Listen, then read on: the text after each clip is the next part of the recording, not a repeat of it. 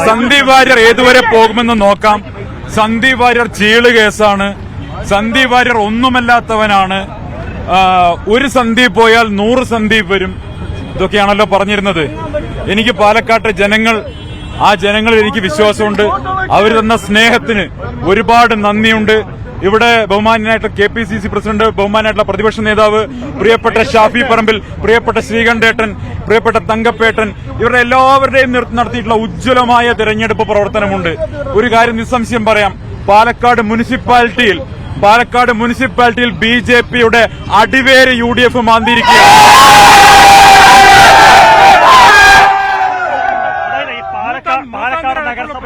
കേന്ദ്രങ്ങളിലെ വോട്ട് കുറഞ്ഞിരിക്കുകയാണ്.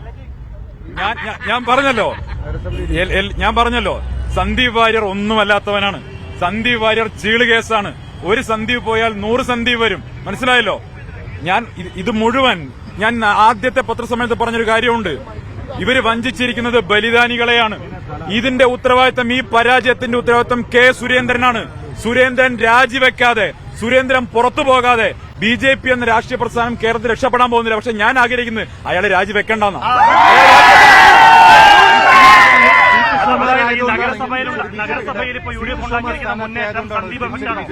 എന്താ സംശയം? പാൽ സൊസൈറ്റിയിൽ ഇലക്ഷൻ നടന്ന കൃഷ്ണകുമാർ, പഞ്ചായത്തിൽ ഇലക്ഷൻ നടന്ന കൃഷ്ണകുമാർ, മുനിസിപ്പാലിറ്റി ഇലക്ഷൻ നടന്ന കൃഷ്ണകുമാർ, പാർലമെന്റ് ഇലക്ഷൻ നടന്ന കൃഷ്ണകുമാർ, നിയമസഭ ഇലക്ഷൻ നടന്ന കൃഷ്ണകുമാറും ഭാര്യയും മാത്രമാണ് പാലക്കാട്ടെ BJP എന്ന് എഴുതിക്കൊടുത്ത ഈ BJPയുടെ നേതൃത്വം തന്നെയാണ് ഈ പരാജയത്തിന് ഉത്തരവാദികൾ. സുരേന്ദ്രനെയും അദ്ദേഹത്തിന്റെ സംഘാംഗങ്ങളെയും മാരാർജിമെന്ന് അടിച്ച് പുറത്താക്കി ചാണകവെള്ളം തെളിച്ച് ശുദ്ധീകരിക്കാതെ ആ പാർട്ടി കേരളം രക്ഷപ്പെടാൻ ഈ നഗരസഭയിലെ UDF ഉണ്ടാക്കിയിരിക്കുന്ന മുന്നേറ്റം സന്ദീപ് ഇഫക്റ്റ് ആണെന്നോ? ഞാൻ ഒരിക്കലും പറയില്ല. UDFന്റെ പ്രവർത്തകരുടെ അധ്വാനത്തിന്റെ ഫലമാണ്. അടുത്ത മുനിസിപ്പൽ തെരഞ്ഞെടുപ്പോടുകൂടി പാലക്കാട്ടെ മുനിസിപ്പാലിറ്റിയുടെ ഭരണം കൂടി അതിന് നഷ്ടപ്പെടാൻ പോകും.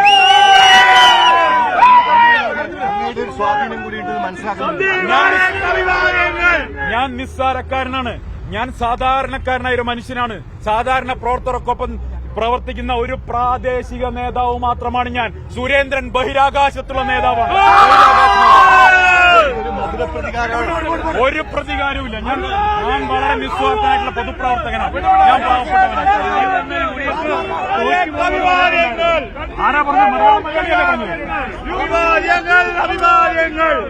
എനിക്ക് ഷാജി ചേട്ടനോട് സ്നേഹം മാത്രം.